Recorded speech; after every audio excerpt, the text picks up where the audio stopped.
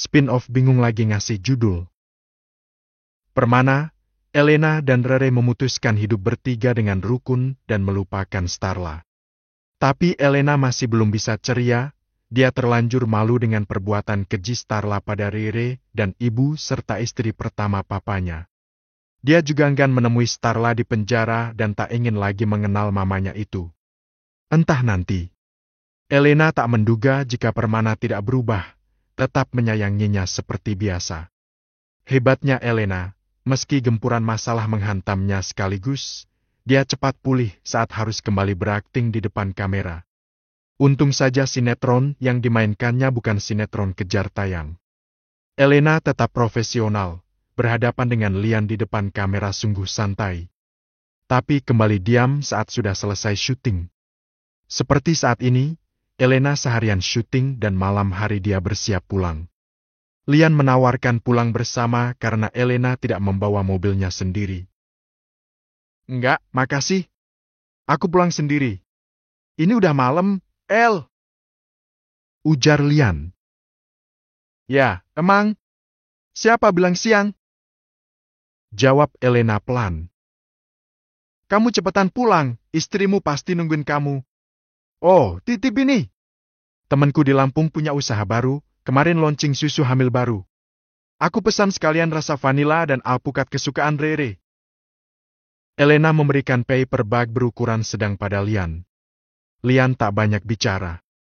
Dia meraih semua barang-barang Elena dan berjalan menuju mobilnya tapi dihadang seseorang. Lian, apa kamu mengizinkan Elena pulang bersamaku? Cegah seseorang, dia Daniel. Kak Daniel?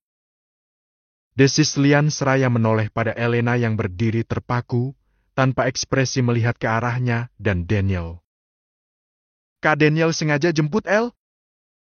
Daniel mengangguk. Lian bernapas lega lalu memberikan tas milik Elena. Terima kasih, ya, Kak. Daniel mengacungkan jempol tangan pada Lian lalu mendekat pada Elena. Yuk, pulang. Om ngapain kesini? Tanya Elena pelan. Jemput kamu.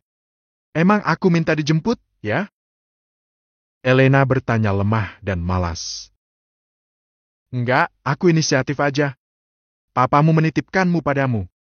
What? Papa nitipin aku sama om-om? El, kamu berhari-hari di apartemenku dan kamu aman sentosa tanpa kurang suatu apapun. Wajar papamu percaya padaku. Elena menggaruk kepalanya yang tidak gatal.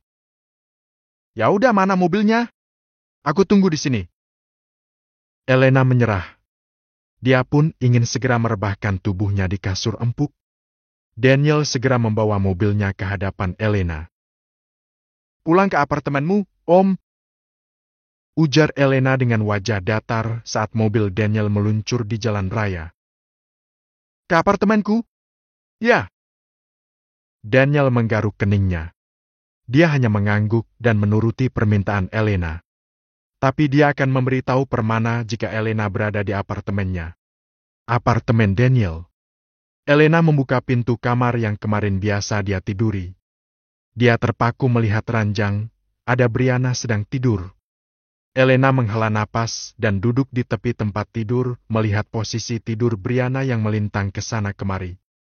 Tanpa kata dia membetulkan kaki dan tangan Brianna lalu tidur di sebelah dengan posisi memunggungi Brianna. Tik-tok, tik-tok. 15 menit berlalu. Elena sudah memejam dan sesaat lagi sudah hendak terbang ke alam mimpi. Tiba-tiba dia terkejut seraya menutup telinga. Woi, kamu siapa? Hah? Brianna memukul Elena dengan guling. Berisik banget sih. Keluh Elena. Brianna melotot sempurna saat mengetahui jika Elena yang ternyata tidur di sampingnya. Kamu ngapain di sini? Numpang tidur. Jawab Elena menarik selimut. Brianna melongo. Emang kamu gak punya rumah?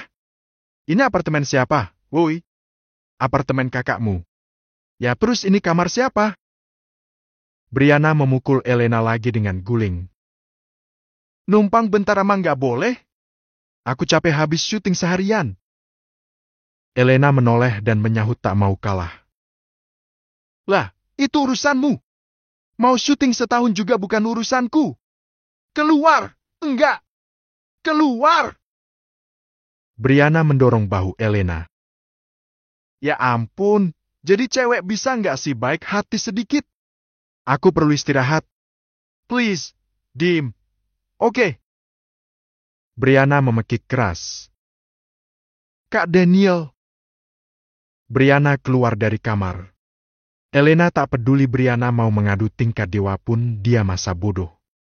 Dia menarik selimut menutupi hingga lengannya, sementara di luar kamar Brianna misuh-misuh pada Daniel. Kak, kakak nggak ngehargain aku banget sebagai adik. Kenapa bawa cewek ke sini, sih? Bawa sana ke hotel. Gerutu Brianna. Dia maunya ke apartemen. Jawab Daniel santai. Brianna memijat kepala dengan kedua tangannya. Beliin dia apartemen satu lagi. Dia ganggu banget tahu. Enggak. Seenaknya tidur di sebelahku udah kayak kamar dia aja. Daniel tampak berpikir. Apa kakak harus beli apartemen satu lagi dengan 3 kamar? Gumam Daniel. Terniat banget beli apartemen 3 kamar. Sembur Brianna. Tadi nyuruh kakak beli apartemen satu lagi, gimana sih kamu? Oh my, please, yang mulia, itu cewek siapamu?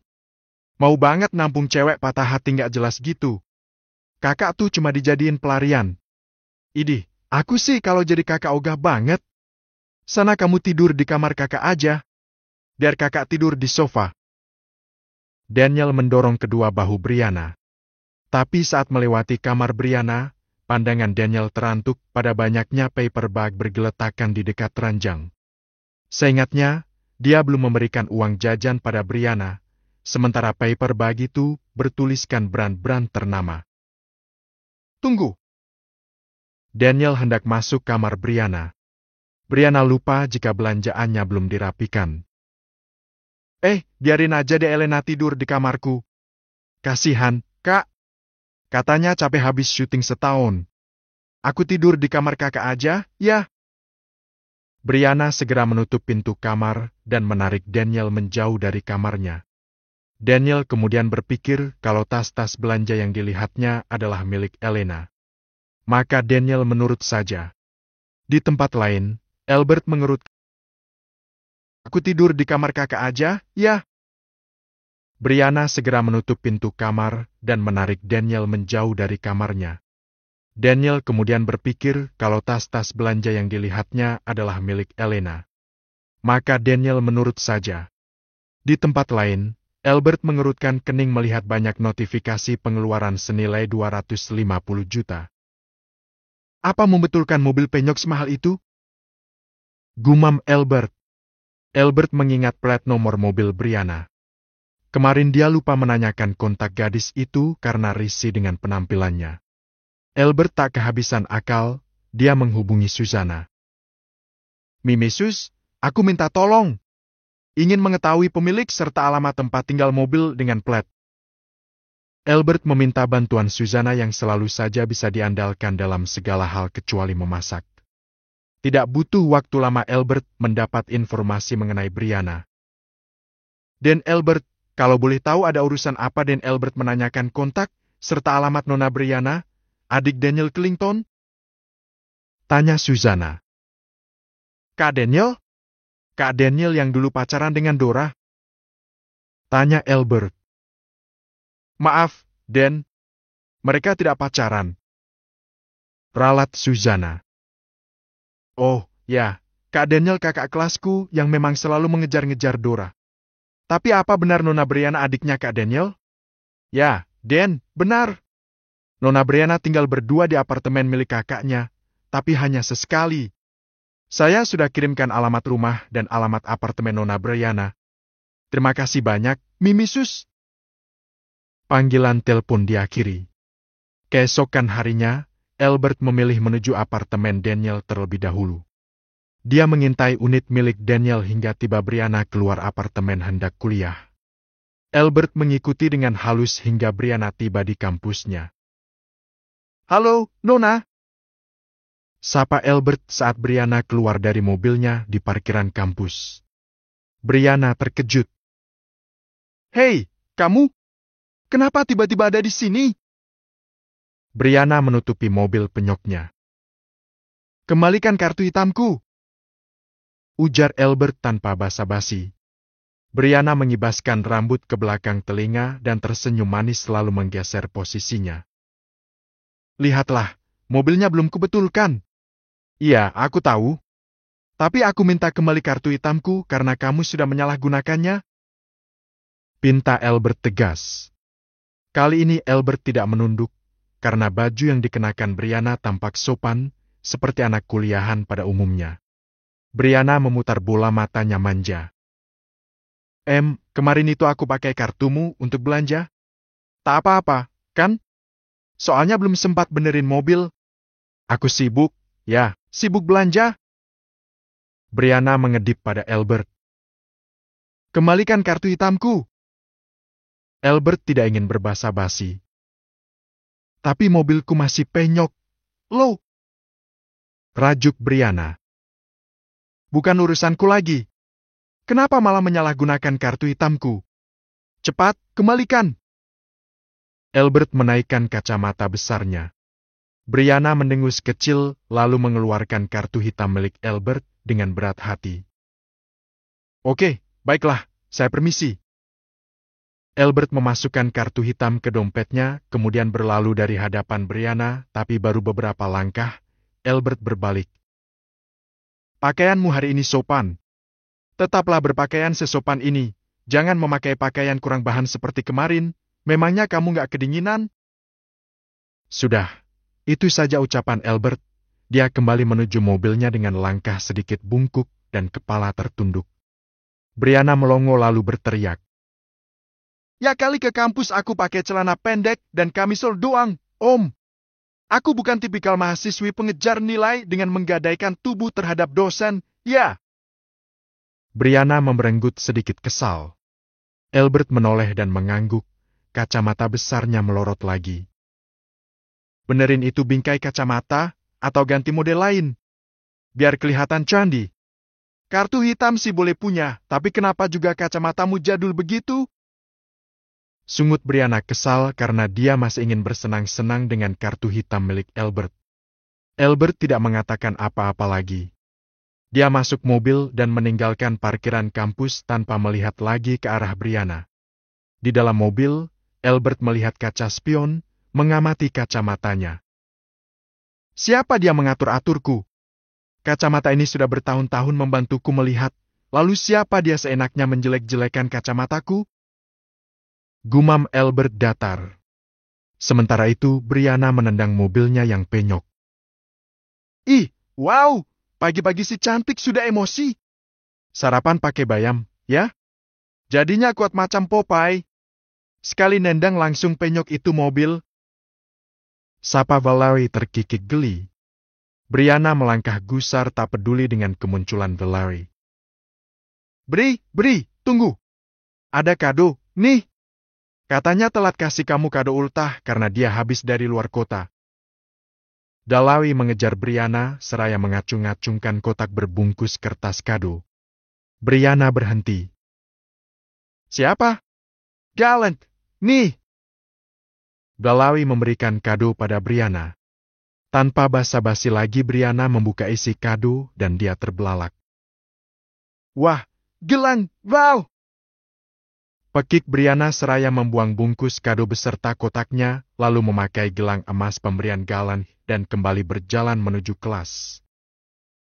"Dia cinta beneran Bri sama kamu." Dalawi menjejeri langkah Brianna. "Bohong! Jangan gitu, Bri. Dia udah mutusin semua cewek-ceweknya katanya demi kamu." Ucap Valerie lagi. "Bomat, kamu aja yang jadi pacarnya. Aku sih ogah, so kegantengan. Jadi kamu sukanya sama yang cupu-cupu macam om-om yang tadi ngambil kartu hitamnya lagi." Brianna menghentikan langkahnya dan menatap lekat Valerie. Aku mau lulus kuliah dulu, nggak mau mikirin cowok. Aku mau kuliah sembari bersenang-senang saja. Paham? Ucap Brianna tegas. Valerie mengangguk berulang kali. Get! Brianna kembali melangkah dengan lebar dan cepat. By the way, apa Elena kembali ke apartemen kakakmu, Bri? Tanya Valerie dengan wajah sedikit suram. Ya, kemarin malam dan dia tidur di kamarku.